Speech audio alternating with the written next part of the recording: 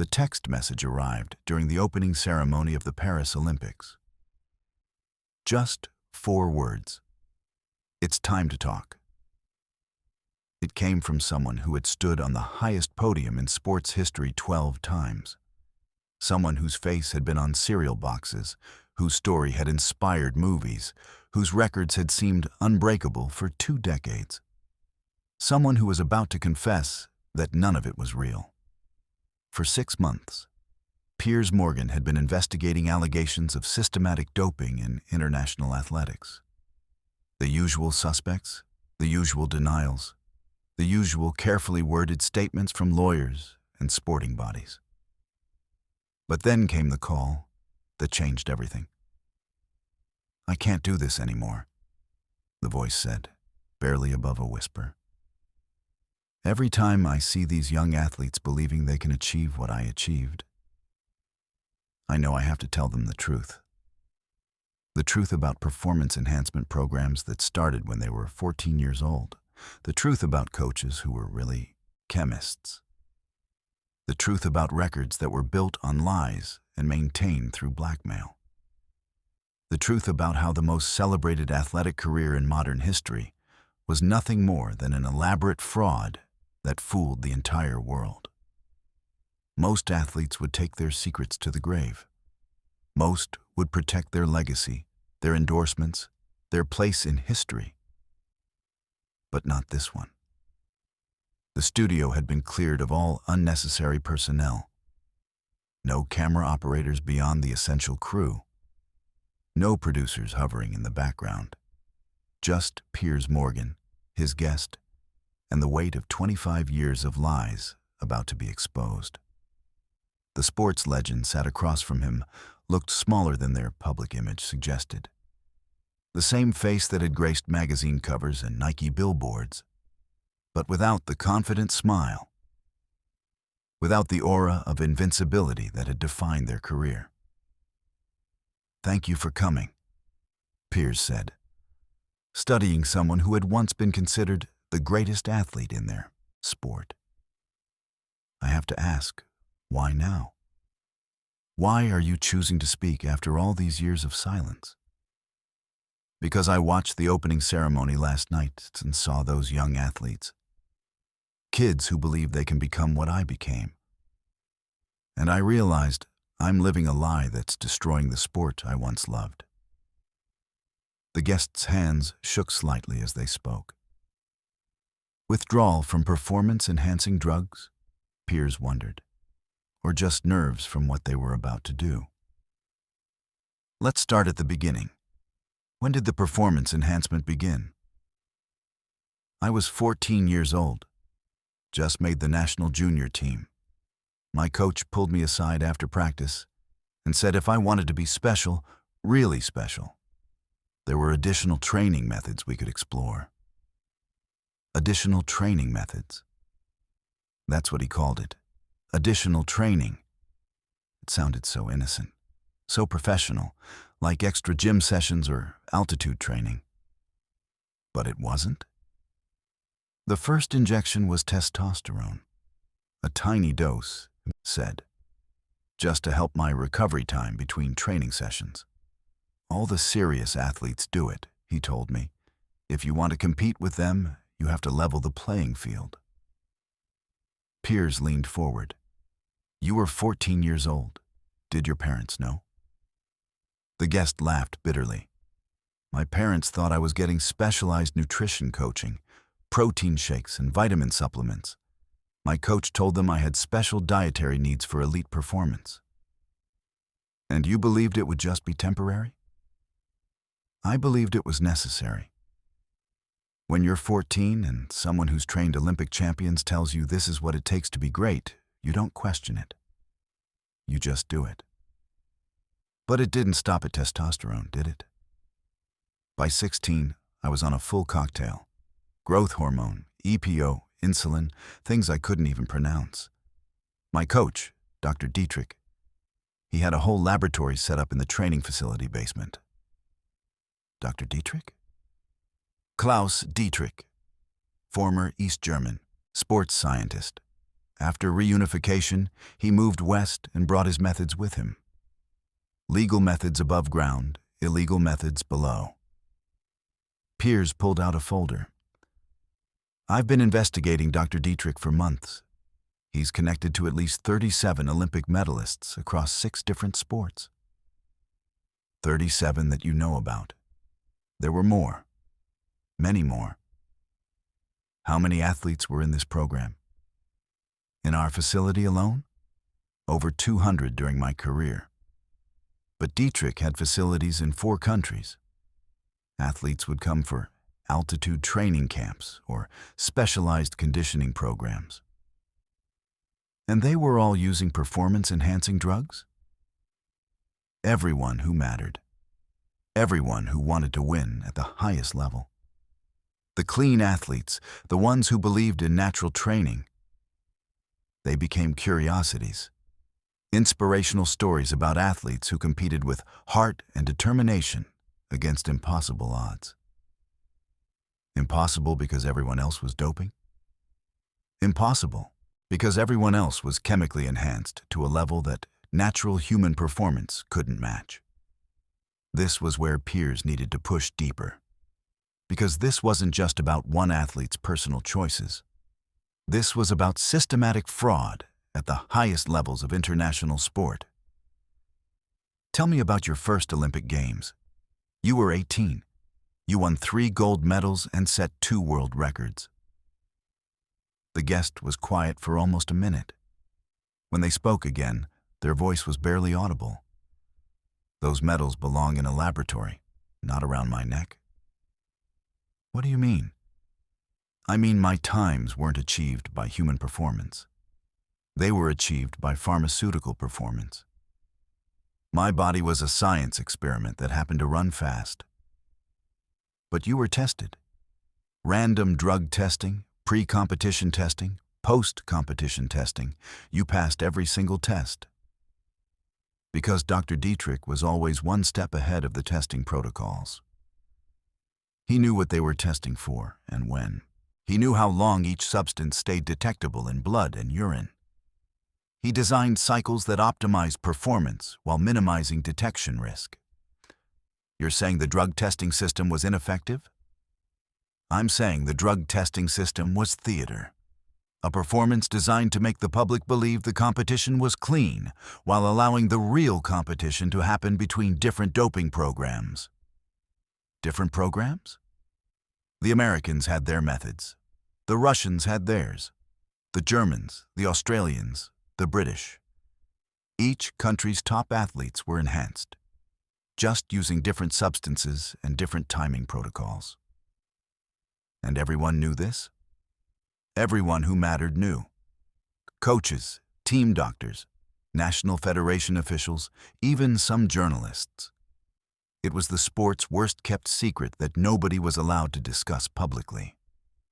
Piers felt like he was uncovering something far bigger than one athlete's confession. Are you telling me that international athletic competition at the highest level is essentially a contest between different pharmaceutical programs? That's exactly what I'm telling you. And the athletes themselves? We're the test subjects, the delivery systems, the human vehicles for performance-enhancing chemistry. But Piers had done his research. And he knew this guest hadn't been just a victim of the system. They'd become a recruiter for it. Let's talk about your role after you retired from competition, Piers said, shifting his tone.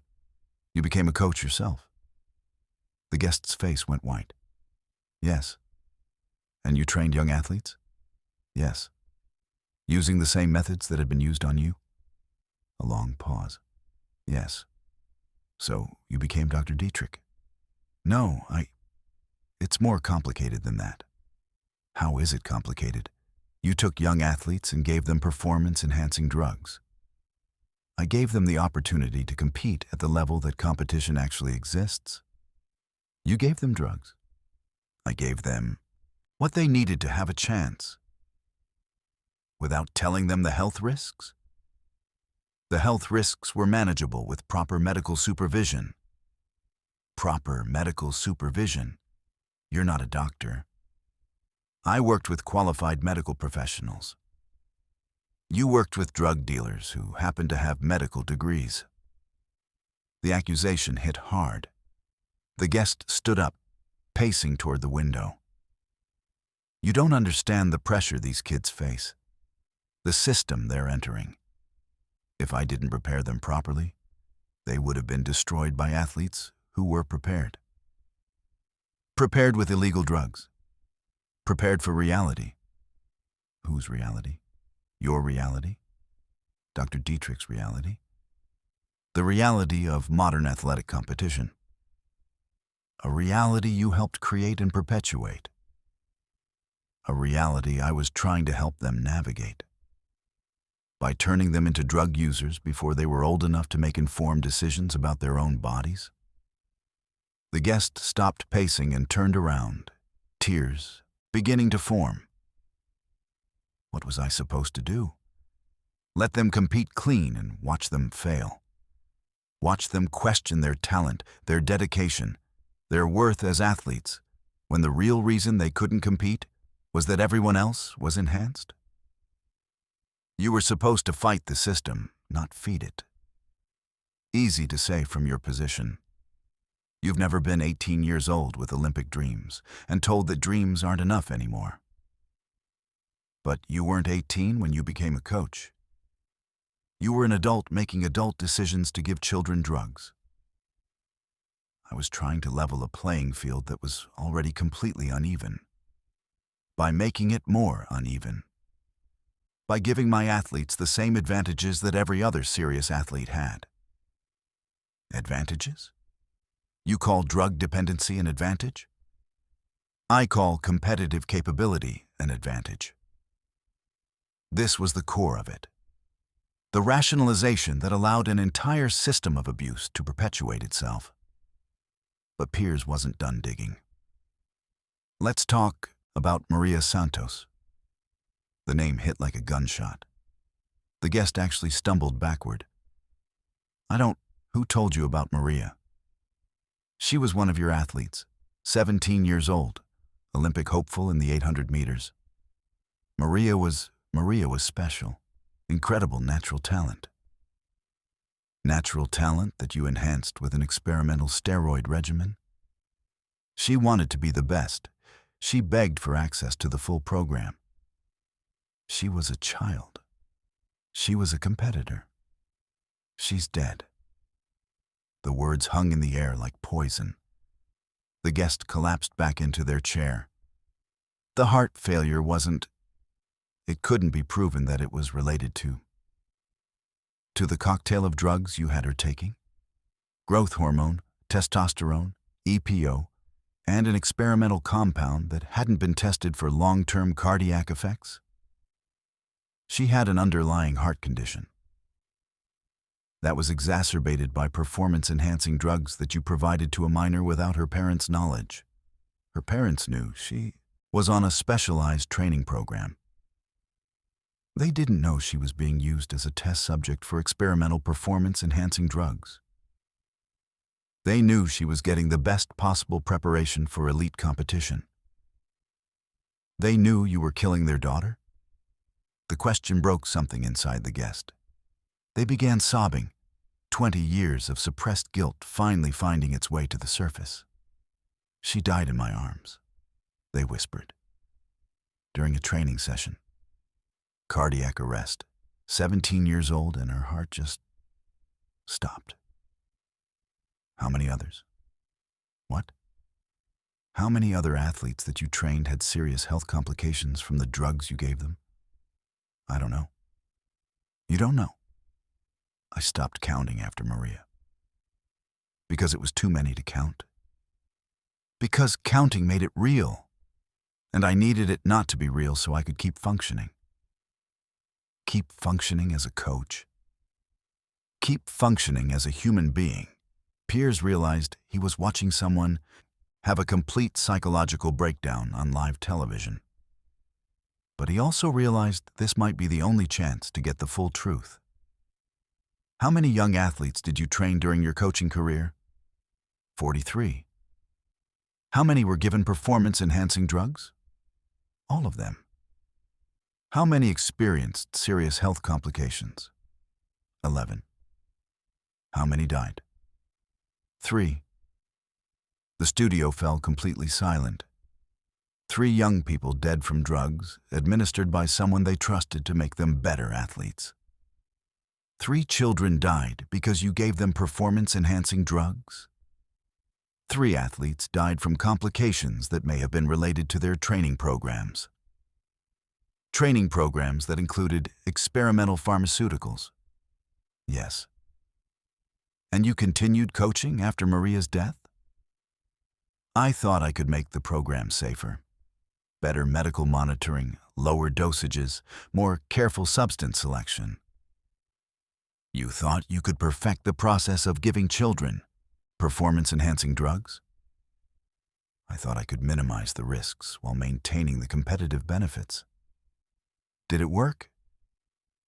2 more athletes died over the next 3 years. And then you stopped coaching? Then I was forced to stop coaching. By whom? By Dr. Dietrich. Why would he force you to stop? Because I was becoming a liability.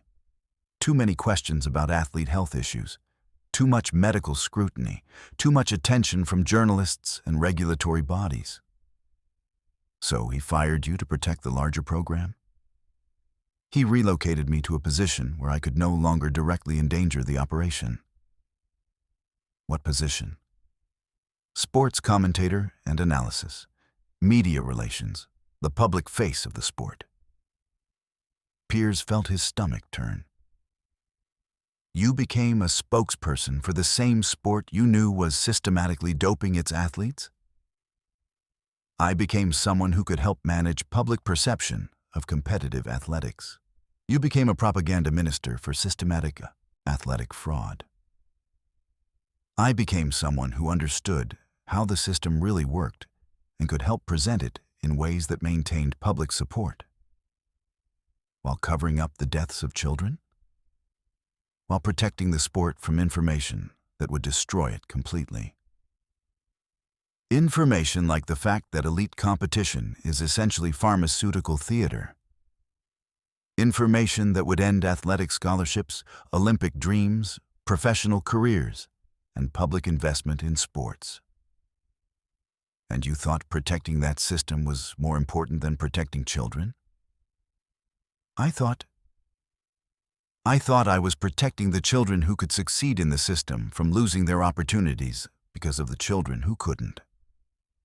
The statement was so morally bankrupt that Piers actually had to pause to process it. You sacrificed the kids who died to protect the kids who survived. I prioritized the athletes who could handle the programs over the athletes who couldn't.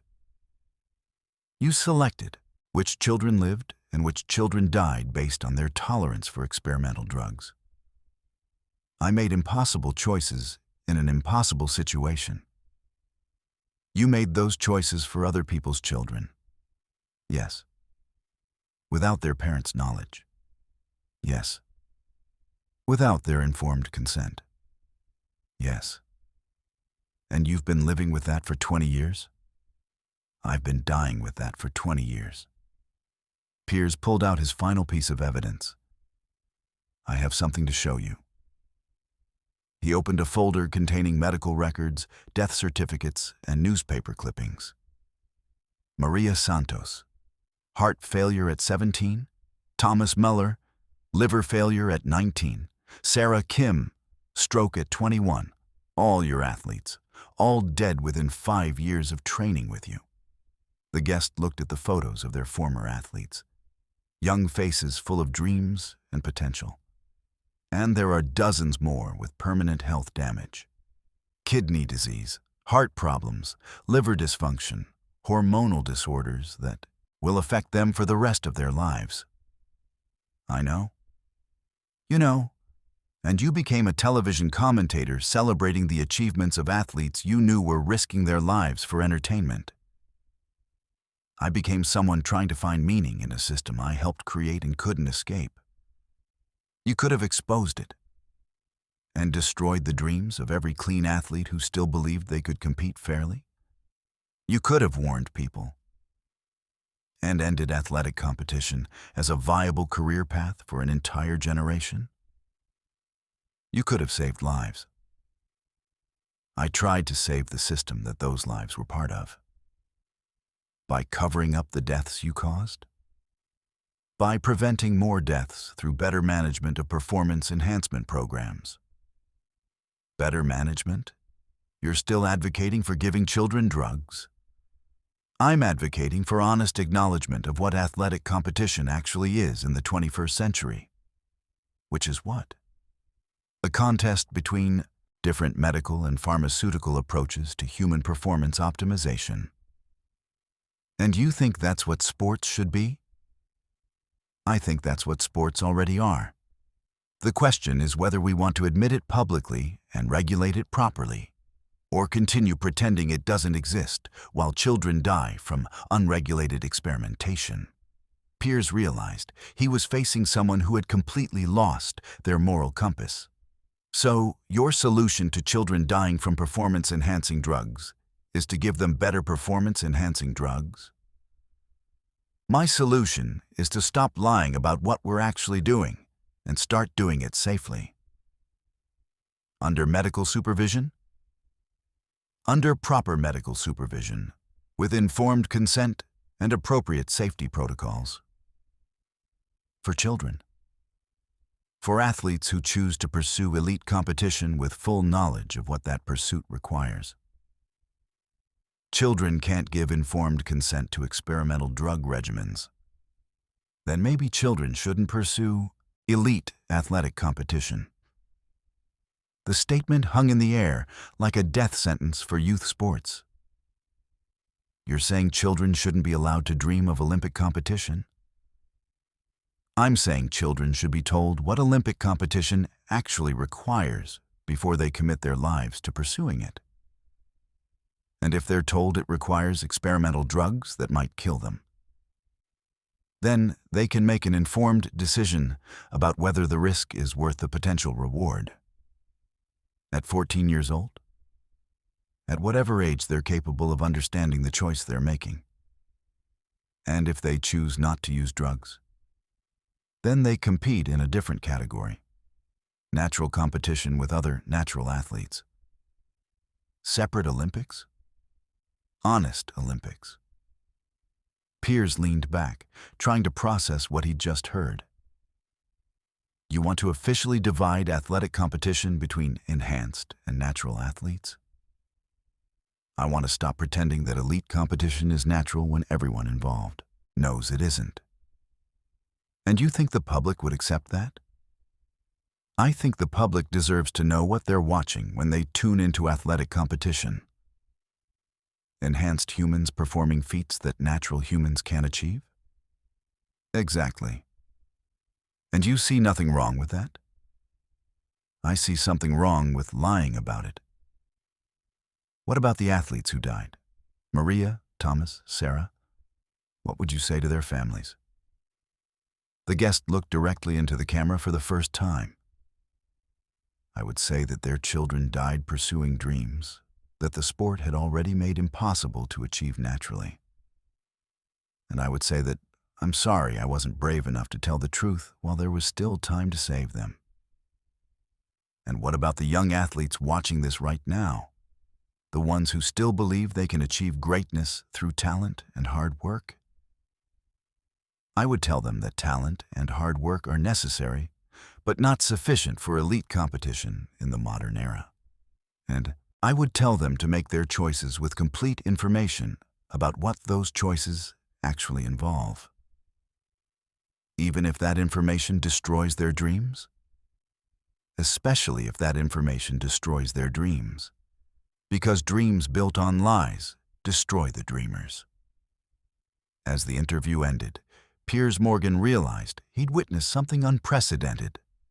Not just a confession, but a complete philosophical breakdown of competitive athletics. Someone who'd spent their career lying about the nature of their sport had just told the truth so completely that the sport itself might never recover. The question now wasn't whether this would end one person's career.